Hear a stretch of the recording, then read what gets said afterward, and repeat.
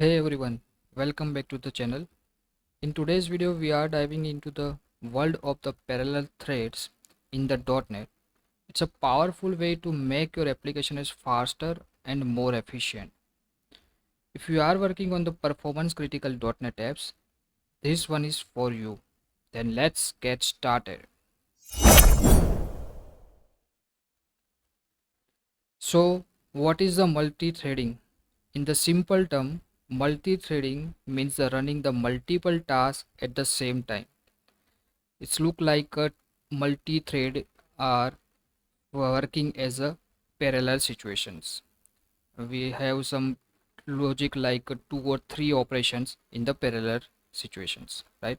So every operation will be happening in the parallel, uh, in the simultaneously. So it's one operation will not wait for the another operation. So it's called the multi-threading. So .NET provides a few ways to handle the multi-threading, like a thread class, task parallel library, Parallel.For and the Parallel.ForEach.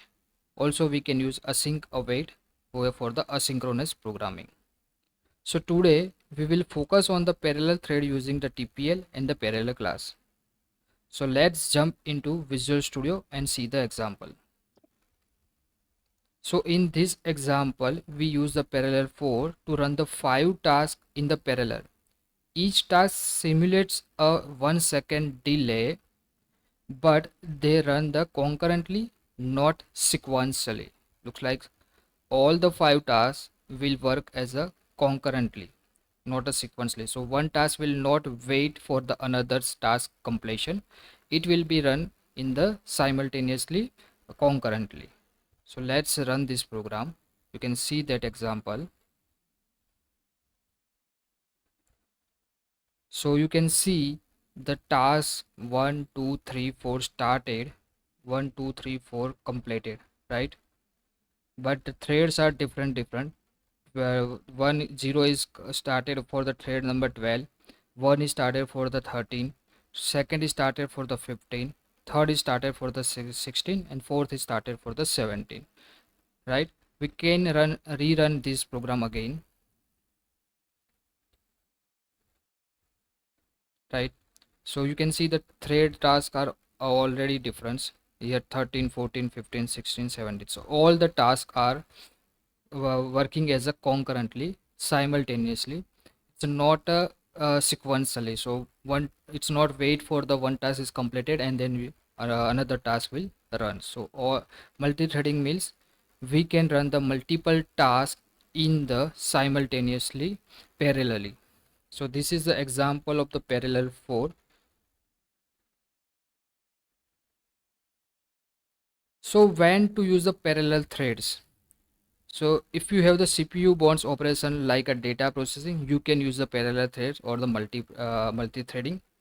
If you want to speed up your programs, if you want to speed up your functions, which has the in some functions which are not depending from one to another, so you can use a multi-threading or a parallel thread for that one.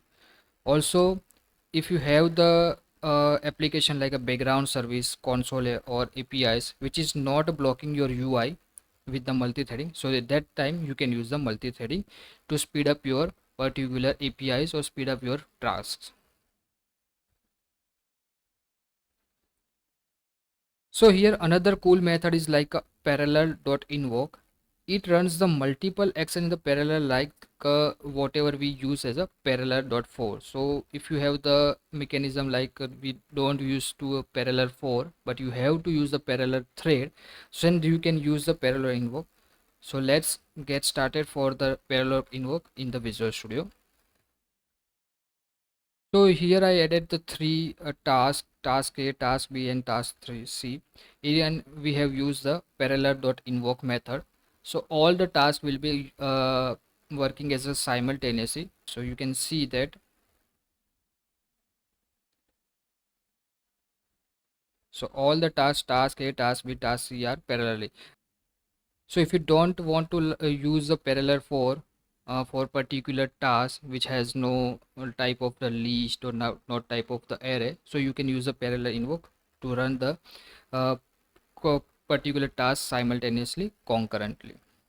The .NET, if you are using the Parallel.For, Parallel.ForEach or the Parallel.Invoke, these methods doesn't return the result directly because they are designed for the fire and the forget style execution. Like once that once this task is completed, it will be forgettable, right? So this is the example of the Parallel.For or Parallel.Invoke, which will not return any particular response. So if you want to get the response or result from each parallel thread, then you have to use the task mechanism, which we will cover on the next video. If you found this video helpful, give it a thumbs up and don't forget to subscribe for the more .NET tutorial like this one. If you have any question regarding the threading, async or parallel or real world use cases, drop a comment below. Thanks for watching. Happy coding.